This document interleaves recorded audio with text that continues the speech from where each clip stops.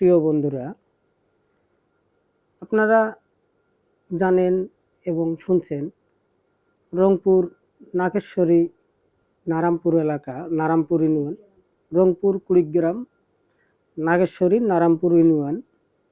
আমাদের তাজু ভাই, উনি ভাইরাল হয়েছে। ওনার 2000 ফলোয়ার থেকে 1 মিলিয়ন ফলোয়ার হয়তো 24 ঘন্টা থেকে 48 ঘন্টার ভিতরতে ওনার হয়েছিল। এই পেজটা কে বা কারা পেজটা ওনার নষ্ট করার চেষ্টা করছে এবং নষ্ট করে দেওয়া হয়েছিল আর কি। যাই হোক, আমাদের বিল্লাল ভাই খুব ভালো মনের মানুষ। বিল্লাল ভাই গিয়েছিল তাজু ভাইয়ের এলাকায় এবং তাজু ভাইয়ের কাছে।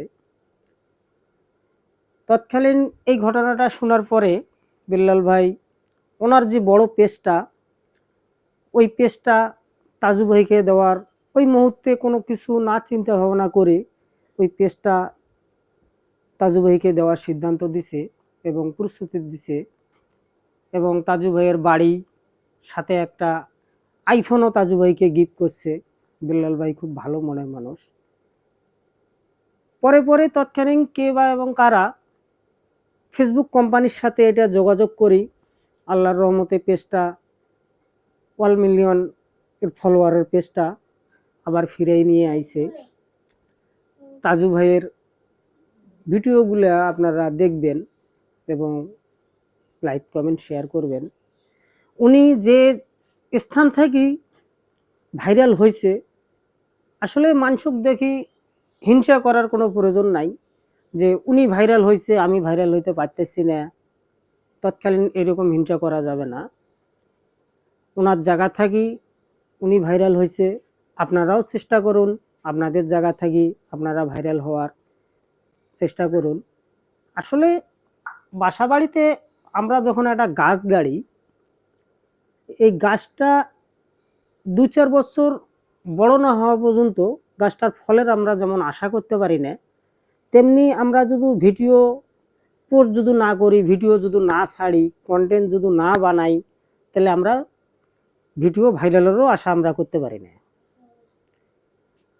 তৎকালীন বিল্লাল ভাই অবশ্য খুব ভালো মনের মানুষ। এর আগে আমি বলছিলাম, এর আগে সাইমনের চিকিৎসার জন্য উনি 15-16 লক্ষ টাকা ম্যানেজ করে দিছে। এর আগে মনে করেন যে আরও অনেকজনকার কাছে উনি যাচ্ছে, তাজু ভাইয়ের কাছেও তাজু ভাইকে একটা আইফোন একটা গিফট করছে। এবং এর আগে যেরকম বলছিলাম যে বাড়িঘর করার দিয়ে দিছে। তা আসলে আমরা চাবো না যে কারো কোনো ক্ষতি হোক, আমাদের মাধ্যমে কারো কোনো ক্ষতি হোক, এইটা আমরা চাবো না। আমরা এটা আশা করব না যে আমার মনে হিংসা কেন আসবে, আমি ভাইরাল হইতে পারতেছি না কি আমি আরেকজন ভাইরাল হয়েছে, যে এই হিংসাটা আমাদের মনে যেন না আসে। আমরা তৎকালীন আমরা চেষ্টা করেই যাব যে আসলে মেহনত করলে আল্লাহ পাক দিবে। মেহনত যদি আমরা না করি তা আল্লাহ পাক দিবে না। আমি বললাম একটা যে গাছ যেমন একটা বাড়িতে, বাসা বাড়িতে একটা গাছ যেমন গাড়া হয়, এই গাছটার যেমন আমরা 2-4-5 বছর পরে ফলের আশা করতে পারি, সেরকম ভিডিও আমরা ছাড়ার পরে ভিডিওর কন্টেন্ট মানে কন্টেন্টের উপর ভরসা করি কিন্তু ভাইরালের হিসাবটা আমরা করতে পারি।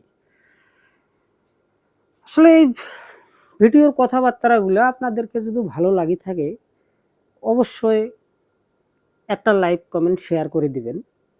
আসসালামু আলাইকুম ওয়া রাহমাতুল্লাহ।